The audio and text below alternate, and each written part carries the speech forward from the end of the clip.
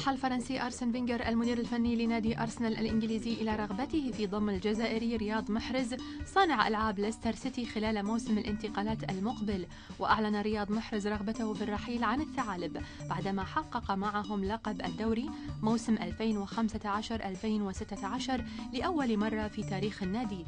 وقال فينغر في تصريحات نقلتها مجلة 442 البريطانية أن أرسنال لم يقدم عرضا رسميا لمحرز، ولكنه على المستوى الشخصي يحب اللاعب منذ أن شاهد تأثيره الكبير على فوز ليستر بالدوري الموسم الماضي. يجدد تعاقد مهاجمه السويدي زلاتان إبراهيموفيتش لموسم آخر بعد تعرضه لقطع في الرباط الصليبي أمام أندرلخت البلجيكي بإياب ربع نهائي الدوري الأوروبي. وانضم زلاتان إلى مسرح الأحلام أولد ترافورد في صيف 2016 قادما من باريس سان جيرمان في صفقة انتقال حر بعقد يمتد لموسم واحد مع خيار التمديد لعام آخر. موسم الانتقالات الصيفية المقبلة. وذكرت صحيفة ديلي ميل البريطانية أن الإيطالي أنطونيو كونتي المدير الفني لنادي تشيلسي يرغب في التعاقد مع ألفيس الذي يتبقى في عقده موسم واحد مع يوفنتوس بسبب قدرة اللاعب على شغل مركزي الظهير والجناح الأيمن ما يناسب طريقة لعب تشيلسي. وأوضحت الصحيفة أن الإسباني بيب غوارديولا المدير الفني لنادي مانشستر سيتي الإنجليزي يستغل علاقته القوية بألفيس الذي تدرب تحت إمرته في برشلونة لإقناعه بالانضمام لقلعة الاتحاد. مانشستر يونايتد الإنجليزي من أجل بيع الويلزي غاريث بيل خلال سوق الانتقالات الصيفية المقبلة. وذكرت صحيفة ذا سان البريطانية أن النادي الملكي يرغب فيه بالحصول على 100 مليون استرليني للموافقة على بيعه، وذلك لكي يتمكن من التعاقد مع الفرنسي كيليان مبابي من موناكو. وأشارت الصحيفة إلى أن بيل أخبر زملائه بإمكانية الرحيل لصفوف الشياطين الحمر وأنه لا يمانع في الانتقال إليهم بمبلغ أقل من ذلك. كشفت صحيفة لا غازيتا ديلو سبورت عن السبب الذي يؤخر تجديد عقد الحارس الإيطالي الشاب جيان لويجي دوناروما مع ميلان. وبحسب الصحيفة الإيطالية فإن دوناروما لا يفكر بالرحيل عن ميلان هذا الصيف ويرغب في البقاء مع الفريق والتوقيع على عقد جديد يوفر له دخل مادي جيد. وأوضحت الصحيفة في تقريرها أنه لا يوجد خلاف بين إدارة النادي واللاعب بشأن راتبه السنوي، لكن الخلاف الوحيد بين الطرفين هو أن دوناروما يريد وضع سلسلة من البنود في العقد الجديد تتيح له الرحيل عن الفريق في حال عدم نجاح مشروع النادي المتمثل بالمستثمرين الصينيين. اقترب الهولندي بيتر بوس المدير الفني لأياكس الهولندي من تدريب بروسيا دورتموند في الموسم المقبل حسب ما أكدت صحيفة بيلد الألمانية.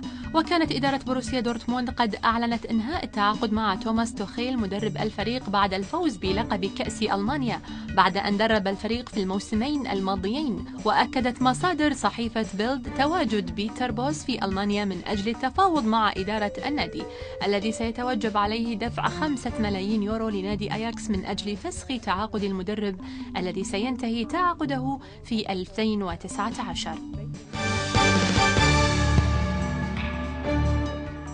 أكد فينسنت كومباني أن إمكانية تأهل منتخب بلاده بلجيكا لنهائيات كأس العالم 2018 لكرة القدم في روسيا كان حافزاً إيجابياً بالنسبة له وساعده على الصمود في أصعب الأوقات.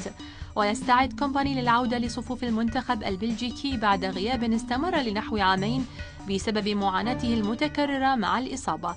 ومن المقرر أن يشارك مدافع مانشستر سيتي مع منتخب بلاده في مواجهة جمهورية التشيك في مباراة ودية في بروكسل الاثنين المقبل، ثم يلعب أمام إستونيا بتصفيات كأس العالم يوم الجمعة التالي ضمن المجموعة الثامنة. كشفت تقارير صحفية إيطالية عن سعي بروسيا دورتموند الألماني للتعاقد مع الفرنسي موسى ديمبلي مهاجم سيلتيك الاسكتلندي خلال فترة الانتقالات الصيفية. ووفقا لصحيفة لوكيب الفرنسية فإن إدارة دورتموند تبحث عن مهاجم مميز ليخلف الجابوني بيير أوباميانغ الذي أصبح قاب قوسين أو أدنى من الرحيل عن صفوف الفريق. وأشار التقرير إلى وجود صراع شرس بين كبار أوروبا للظفر بخدمات القناص الفرنسي وأبرزهم تشيلسي الإنجليزي وميلان الإيطالي. لا يزال مستقبل اللاعب الدولي الإسباني ألفارو موراتا مهاجم فريق ريال مدريد الإسباني مجهولا، إذ ارتبط المهاجم الشاب بالرحيل عن صفوف ناديه الصيف الحالي.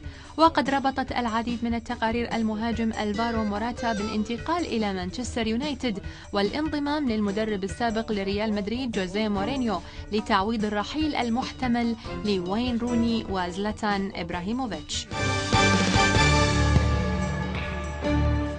حقق منتخب فرنسا لكرة القدم فوزا عريضا على ضيفه منتخب الباراغواي بخماسية نظيفة في لقاء دولي ودي ضمن استعدادات فريق الديوك لمواجهة السويد في تصفيات كأس العالم لكرة القدم الأسبوع المقبل. وأحرز اللاعب أوليفيه جيرو مهاجم أرسنال الإنجليزي هدفين في الشوط الأول، وأضاف هدفا ثالثا في الشوط الثاني، فيما أحرز موسى سيسوكو وأنتوان غريزمان هدفين في آخر ربع ساعة من المباراة. وتتصدر فرنسا المجموعة الأولى بتصفية كأس العالم بفارق 3 نقاط عن السويد قبل مواجهتهما في ستوكهولم يوم الجمعة المقبل. Vai oferecer a Sissoko e marca a França. Faz 4-0 a seleção galesa. E de novo a tremenda facilidade, uma autoestrada aberta. Didier Deschamps ainda pode fazer uma. Sidibé. Então ali a combinação com a Sissoko. Atenção que ainda mexe. Griezmann vai marcar e marca mesmo. Finalmente conseguiu aquilo que há muito andava à procura.